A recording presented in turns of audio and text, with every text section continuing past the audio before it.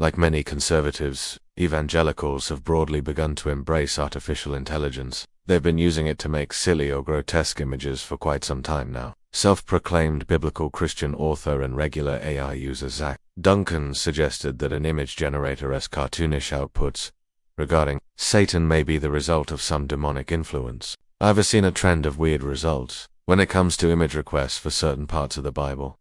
Some unquestionably are, but as Harper's painstakingly documented in an extensive feature last year, a spectacle-first exorcism industry with deep ties to the evangelical media has become a popular form of entertainment in recent years. It is not hard to imagine groups like that squeezing all the attention they can out of a buzzy new tech like AI specifically. The parts of the Bible where Satan suffers defeat.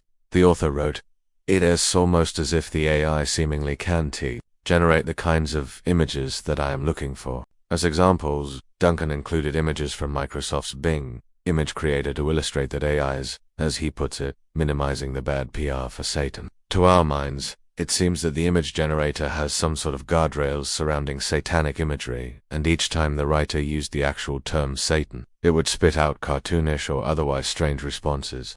Despite being able to easily circumvent those filters with modified language, Duncan insists that its odd, Luciferian outputs are evidence of some sort of conspiracy, and not, as he noted earlier, that it behaves in nonsensical ways that its creators co-pass because they don't really know how it works to begin with. But at the same time, a growing subset of the Christian world is claiming that the technology is quite literally demonic. In a recent Medium blog post, yes, people still post on that site, things take a decidedly darker turn on the more fire and brimstone corners of the Christian blogosphere, as flagged by Roll to Disbeliever blog that takes a skeptical look at the weirder aspects of modern Christianity. More and more of that ilk have begun to profess a belief that AI is some sort of conduit for bad demonic vibes. The world is riddled with spiritual powers, the majority of which seem to have rebelled against the Lord. English pastor and blogger Tim Suffield wrote on his blog, "If the air is full of demons who hate you, why wouldn't AI be?" Other Christian commentators, as Roll to Disbelieve notes, may be falling for a phenomenon futurism has painstakingly documented in recent months.